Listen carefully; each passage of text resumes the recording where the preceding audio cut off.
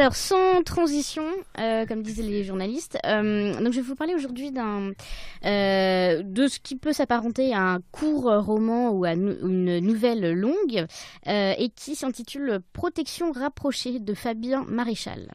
Alors, je vous avais déjà parlé de Fabien Maréchal car il a figuré dans les finalistes du prix Boccace 2017.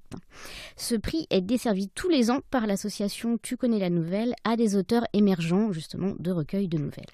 Et l'année dernière, Fabien Maréchal avait concouru avec son excellent recueil intitulé Dernier avis avant démolition, qui nous contait l'histoire d'un ancien ouvrier du bâtiment caché dans l'appartement de sa tour, voué à la démolition. Alors, je vais redire quelques mots sur Fabien Maréchal. Sachez surtout que, après avoir fait des études universitaires à Orléans, Cocorico, il est devenu journaliste, rédacteur dans un quotidien l'Alsace, rédacteur en chef, s'il vous plaît, d'un hebdomadaire régional, avant de devenir secrétaire de rédaction du magazine Télé 2 Semaines. Voilà. Et il est également chroniqueur sur plusieurs sites internet dédiés à la musique, à la culture et à l'actualité. Et nouveauté, depuis 2008, il collabore également au magazine National Geographic France. Voilà.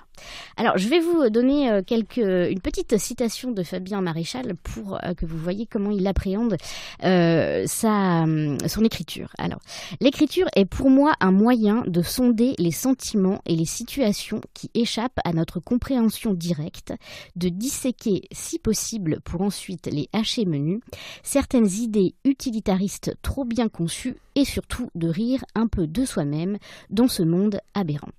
Et cette citation, je vous l'ai donnée parce que non seulement elle est intéressante, mais parce que ça me fait une transition béton, puisque effectivement, ce monde aberrant, c'est bien ce dont je vais vous parler aujourd'hui, parce que c'est le propos justement de ce dernier livre de l'auteur, Protection rapprochée. Alors, Protection rapprochée, comme je vous le disais, on peut l'apparenter à un roman court ou une nouvelle longue, puisqu'on est sur un livre de 58 pages, qui est paru aux éditions Lunatique au prix de 6 €, comme le fait Julien, je précise le prix. L'histoire qui nous est contée, c'est celle d'un couple habitant dans un pavillon, pourvu d'un sous-sol, jusque-là tout va bien, et qui, un beau jour, reçoit une lettre du ministère de l'Intérieur leur annonçant l'installation prochaine d'un commissariat dans leur sous-sol. Alors, l'arrivée de ces locataires va bouleverser la relation que entretiennent les deux protagonistes entre eux, et l'un et l'autre vont adapter un comportement différent face à l'occupant, l'un étant dans une résignation plutôt difficile, l'autre dans une adhésion pleine et entière. On a donc le portrait psychologique de ces personnages, et plus que ces personnages encore, c'est la peinture de cette société fantasmée qui est intéressante dans ce recueil.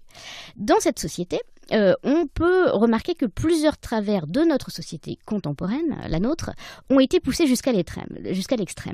Alors, par exemple, d'un point de vue urbanistique, on notera que l'optimisation de l'espace, ce qu'on peut supposer être comme une lutte contre l'étalement urbain, est poussée jusqu'à ce que les administrations investissent les sous-sols des habitations privées. Ainsi, dans le même quartier, on trouvera des agences de Pôle emploi dans les sous-sols des habitations. On ne sait pas vraiment pourquoi. Autre travers, le travail est devenu plus qu'une préoccupation centrale, puisqu'il en vient juste à justifier l'existence légale d'une personne auprès des autorités.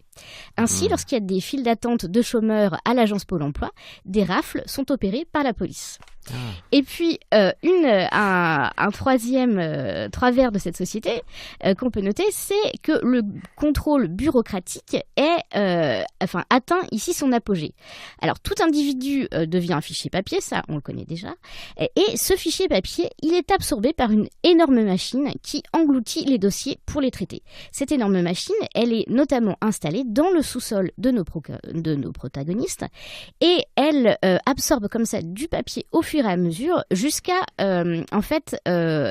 en fournir des confettis qui deviennent une marée géante et qui en viennent parfois à noyer certains commissaires de police ou certains occupants du commissariat. Heureusement, ça n'est pas le cas dans cette histoire, mais les militaires, les policiers risquent leur vie au sens propre du terme pour leurs concitoyens, puisqu'ils risquent d'être noyés par ces confettis de papier. Et cette machine, on ne comprend pas très bien à quoi elle sert, à part effectivement à digérer comme ça du document. Alors, l'absurde ici est poussé jusqu'à l'extrême, et du coup, on peut dire que cette histoire, elle est entre l'Uchronie, la dystopie, mais surtout qu'elle jette des pistes de réflexion sur les travers de notre société contemporaine. Et alors, ce qui est intéressant en plus, c'est que le tout est dépeint avec un bon dosage d'humour, c'est assez distancé quand même, qui fait de ce petit recueil de l'absurde, enfin qui confine à l'absurde. Voilà. Donc, je vous le conseille. En plus, il est pas cher, donc au prix de 6 €.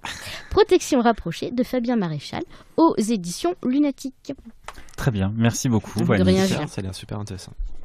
Vraiment. Mais oui.